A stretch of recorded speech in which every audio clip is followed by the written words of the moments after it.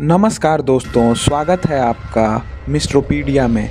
आज का किस्सा एक ऐसे डॉक्टर का है जिसने डॉक्टरों का एप्रन शायद पहना ही था अपने दिमाग में पल रही खतरनाक साजिशों को अंजाम देने के लिए। हैरानी की बात यह है कि इंग्लैंड में उस डॉक्टर को मौत का मसीहा यानी एंजल ऑफ डेथ भी कहा जाता था। बताते हैं कि वो उन तमाम मरीजों की फरमान खुद ही लिखता था, बल्कि उसे अंजाम देने के बाद उनके मौत के सर्टिफिकेट यानी डेथ सर्टिफिकेट पर खुद ही दस्तखत भी करता था। ये सनसनीखेज किस्सा इंग्लैंड के मैनचेस्टर का है। वहाँ एक डॉक्टर था, हारोल्ड शिपमैन, और इस डॉक्टर ने अपनी जुर्म के जीवन में एक दो नहीं, ना ही 10-20 बल्कि पूरी 250 लोगों की मौत खुद अपने हाथों से तय की, और न सिर्फ तय की बल्कि उनका सर्टिफिकेट भी खुद ही तैयार किया। और ये सिलसिला पूरे 28 सालों तक बेरोक टोक चलता रहा।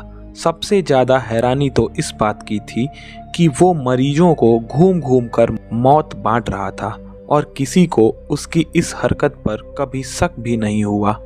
चौंकाने वाला पहलू ये है कि उसके निशाने पर होती थी उम्र दराज महिलाएं।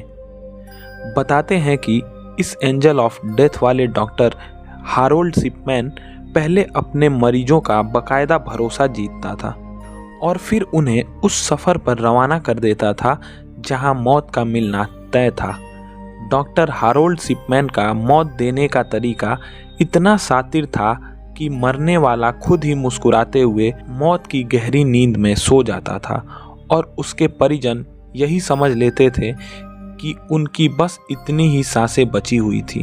पूरे अस्पताल क्या, पूरे शहर में कभी किसी को गुमान में भी ये ख्याल नहीं आया कि एक डॉक्टर सफ़ेद एप्रन पहनकर इंसानों के बीच भगवान कहे जाने वाले डॉक्टरों के भेष में शैतान बन चुका है और मौत बांटता घूम रहा है। इस डॉक्टर की शैतानी फितरत के बारे में लोग इसलिए भी अंदाज़ा नहीं लगा पाते थे क्योंकि वो अपनी हरकतों से किसी को भी शक की कोई गुंजाइश ही नहीं देता था। यहाँ तक कि उस डॉक्टर ने उन तमाम लोगों के अंतिम संस्कार में हिस्सा लिया जिनके डेथ सर्टिफिकेट पर उसने सिग्नेचर किए थे। वो इस बात को पक्का करने कब्रिस्तान पहुँचता था कि उसका मरीज पूरी तरह से मौत की गहरी नींद में सो चुका है या नहीं, जबकि लोग उसकी इस हरकत को नेक नियति से जोड़कर उसका अभिनंदन करते थे। अब सवाल उठता है कि आखिर इस डॉक्टर की शातिर चालों के बारे में बात कैसे खुली और उसका ये गुनाह सामने कैसे आया। ये बात 1998 की है। इंग्लैंड के साउथ मैनचेस्टर में एक महिला थी जिसे अजीब सा एहसास हो रहा था। दरअसल उन्हें अचानक ये बात खटकने लगी थी कि उस जिले के एक अस्पताल में बुजुर्ग महिलाओं की मौत का एक सिलसिला सा चल रहा है। जब उस महिला ने गौर किया तो पाया कि ये तमाम महिलाएं एक ही अस्पताल में इलाज करवाने गई थीं और इलाज के दौरान ही उन सभी की मौत हुई। तब महिला को अजीब सा लगा, लिहाजा उसने एक डेटा निकाला। उस डेटा में महिला ने गौर किया कि मरने वाली तमाम महिलाएं उम्र दराज ही थीं। यहाँ तक तो बात समझ में आ रही थी। इसी बीच उस महिला को अपनी छानबीन के दौरान ये भी पता चला कि एक अस्पताल का एक डॉक्टर आखिर कब्रिस्तान से क्यों उन फार्म को पहले से लेकर अपने पास रख लेता है जिन्हें अंतिम संस्कार के वक्त परिजनों से भरवाया जाता था और उस पर डॉक्टर के दस्तखत करवाए जाते थे। उस महिला ने गौर किया कि वो डॉक्टर पहले से ही अपने क्लिनिक पर इन फॉर्म को रखता था। उसके दिमाग में आई शक की ये बुनियादी बात महिला ने अपने दोस्त से साझा की। दोस्त को भी ये बात कुछ अटपटी सी लगी। इस वजह से उसने शक की उस बुनियादी बात को पुलिस के अफसर को बताई। पुलिस अफसर ने इस बात को हवा में उड़ाने के बजाय उसकी जांच करने का इरादा किया, लेकिन पुलिस की जांच में कोई ऐसी बात सामने नहीं आई जिससे उस शक की बात को हवा मिल सके। लेकिन पुलिस ने जांच का सिलसिला रोकने की बजाय उसका दायरा बढ़ाया। इसी बीच पुलिस को एक टैक्सी ड्राइवर मिला जिसने पुलिस को कुछ ऐसा बताया जिसकी वजह से पुलिस के माथे पर सिलवटें गहरी हो गईं। असल में उस टैक्सी ड्राइवर ने पुलिस को बताया कि उसने खुद करीब 21 ऐसी महिलाओं को उस क्लिनिक तक छोड़ा है जो बेशक उम्रदराज थीं, लेकिन जब उन्हें हॉस्पिटल तक पहुंचाया तो वो अच्छी खासी सेहतमंद दिख रही थीं और बाकायदा अपने पैरों पर चलकर हॉस्पिटल तक गई थीं। लेकिन अजीब इत्तेफाक था कि इनमें से एक भी जिंदा वापस नहीं आई और इस बात को लेकर खुद टैक्सी ड्राइवर भी हैरान था कि आखिर ये कैसे हो सकता है कि सभी की सभी महिलाओं की मौत हो गई हो। उस टैक्सी ड्राइवर की बताई बात पर भी पुलिस ने तफ्तीश करनी शुरू की, मगर उसे फिर भी कोई ऐसा सुराग नहीं लगा जिसमें किसी गड़बड़ी की आशंका की जा सके। पुलिस को तफ्तीश करते हुए 3 महीने बीत गए, मगर उनके हाथ कुछ नहीं लगा। तो पुलिस को लगा कि हो सकता है कि डॉक्टर हैरोल्ड शिपमैन पर ये लोग खामखा शक कर रहे हैं, लेकिन हकीकत में ऐसा कुछ है ही नहीं। इसी बीच शहर की एक पूर्व मेयर कैथलीन की जून 1998 में उनके ही घर पर मौत होने की खबर पूरे शहर में फैल गई। उनकी उम्र 81 साल की थी और वो काफ़ी बूढ़ी भी थी। चूँकि वो पूर्व मेयर थी, लिहाजा पुलिस की टीम उनके घर पर पहुंची और ये तलाश करने लगी कि कहीं इस मामले में भी किसी तरह की कोई गड़बड़ी तो नहीं है। लिहाजा पुलिस ने घर पर पहुंचकर पूछताछ की। उसी पूछताछ में पता चला कि कैथरीन की मौत से पहले जिस शख्स से वो आखिरी बार मिली थी वो कोई और नहीं बल्कि डॉक्टर हैरोल्ड शिपमैन ही था। हालांकि शुरू में पुलिस को लगा कि डॉक्टर हैरोल्ड तो एक डॉक्टर के नाते कैथरीन से मिलने आए थे और वो काफ़ी समय से उनका इलाज भी कर रहे थे। ऐसे में शक जैसी बात पुलिस के दिमाग में आई ही नहीं। बात आई गई हो गई और कैथलीन के शव को दफना दिया गया। मगर कैथलीन की मौत के अगले ही रोज कैथलीन की बेटी पुलिस के पास पहुंचती है और अपनी मां की मौत की जांच की मांग करने लगती है।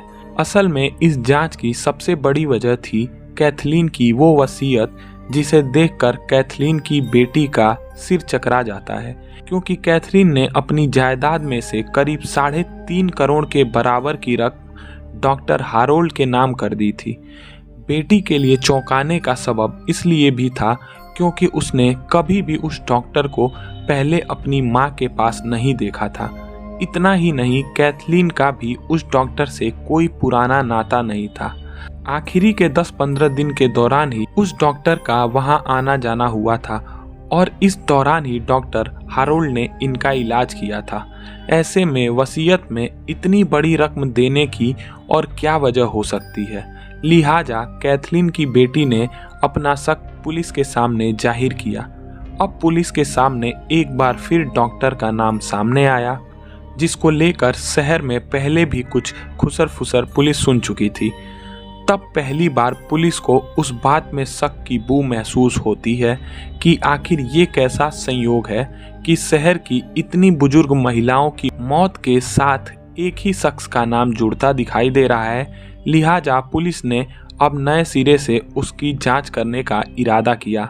लिहाजा पुलिस ने जांच करने के लिए कैथलीन की लाश को कब्र से बाहर निकाली और उसको फॉरेंसिक जांच के लिए भेज दिया। जांच हुई और मौत की जो वजह सामने आई उसने पुलिस को बुरी तरह से चौंका दिया, क्योंकि जांच रिपोर्ट में साफ लिखा था कि अफीम की ज़्यादा खुराक की वजह से कैथलीन की मौत हुई है। पुलिस अब ये पता लगाने में जुट गई कि क्या कैथलीन ड्रग एडिक्ट थी या वो किसी दूसरी दवा की शक्ल में किसी नशे का सेवन करती थी। रिपोर्ट देखकर बेटी हैरान हो गई। जांच आगे बढ़ी तो ये बात साफ हो गई कि शायद कैथरीन को वो डोज सिरिंज यानी सुई के जरिए दी गई। सुई के जरिए दवा की डोज तो कोई डॉक्टर ही दे सकता था। अभी पुलिस इस बात की तहकीकात में लगी हुई थी, तभी पुलिस को इस बात की भी इत्तला मिली कि जिस वसीयत का हवाला कैथलीन की बेटी ने किया है वो भी फर्जी है। बात खुली और खुलती चली गई, क्योंकि पुलिस को पता चला कि वो वसीयत डॉक्टर हैरोल्ड शिपमैन ने ही तैयार की थी। तब पुलिस ने अपनी छानबीन को और पैना और गहरा करना शुरू किया। पुलिस आखिरकार उस कंप्यूटर तक जा पहुंची जहां उस वसीयत को तैयार किया गया था।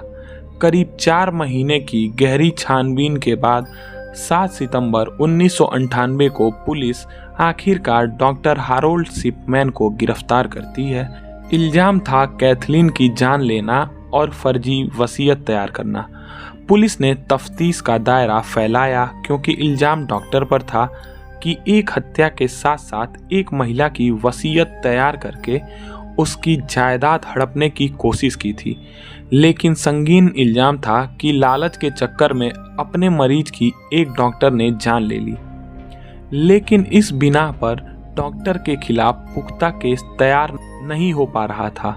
लिहाजा पुलिस ने अब डॉक्टर हारोल्ड शिपमैन की कुंडली खंगालनी शुरू कर दी। और जब पुलिस ने डॉक्टर की कुंडली खंगाली तो वो किस्सा निकल कर सामने आया जिसे सुनकर खुद पुलिस भी चौंक उठी, क्योंकि ये कहानी ऐसी थी जो शायद ब्रिटेन के इतिहास में इससे पहले कभी किसी ने नहीं सुनी थी। जब पुलिस के सामने डॉक्टर हारोल्ड शिपमैन की कुंडली सामने आई तो सारा कच्चा चिट्ठा सामने आ गया। 1948 में हारोल्ड शिपमैन का जन्म नॉटिंघम में हुआ था। हारोल्ड अपनी माँ से बेहद प्यार करता था, लेकिन हारोल्ड जब 11 साल का था उस वक्त उसकी माँ की कैंसर की बीमारी से मौत हो गई थी। हारोल्ड ने देखा था कि उसकी माँ के इलाज के दौरान उसे अफीम से तैयार होने वाले मॉर्फिन के इंजेक्शन दिए जाते थे, बावजूद इसके उसे बचाया नहीं जा सका। तभी हारोल्ड ने ये महसूस किया कि उसकी माँ को डॉक्टर इलाज के दौरान जो इंजेक्शन देते थे उससे उसकी माँ अपना दर्द भूलकर सो जाया करती थी। अपनी माँ की मौत के बाद ही हारोल्ड शिपमैन ने तय किया कि वो डॉक्टर बनेगा, लेकिन किसी को बचाएगा नहीं बल्कि उन्हें धीमी और मीठी नींद देकर उन्हें मौत के घाट उतारेगा। इस इरादे को तय करने के बाद ही हारोल्ड शिपमैन ने पढ़ाई शुरू की और डॉक्टर बना। 1970 में हारोल्ड शिपमैन डॉक्टर बनकर आए।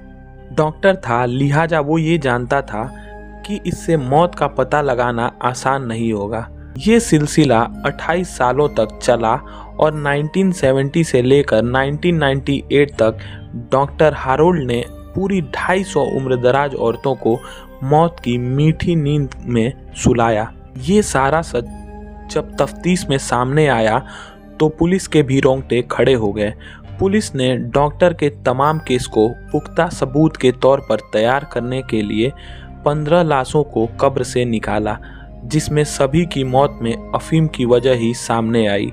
तब अदालत में पुलिस ने पूरा केस तैयार करके डॉक्टर हारोल्ड को कातिल के रूप में अदालत में पेश किया। अदालत ने भी तमाम सुराग और सबूतों के आधार पर डॉक्टर हारोल्ड को आजीवन कारावास की सज़ा सुनाई।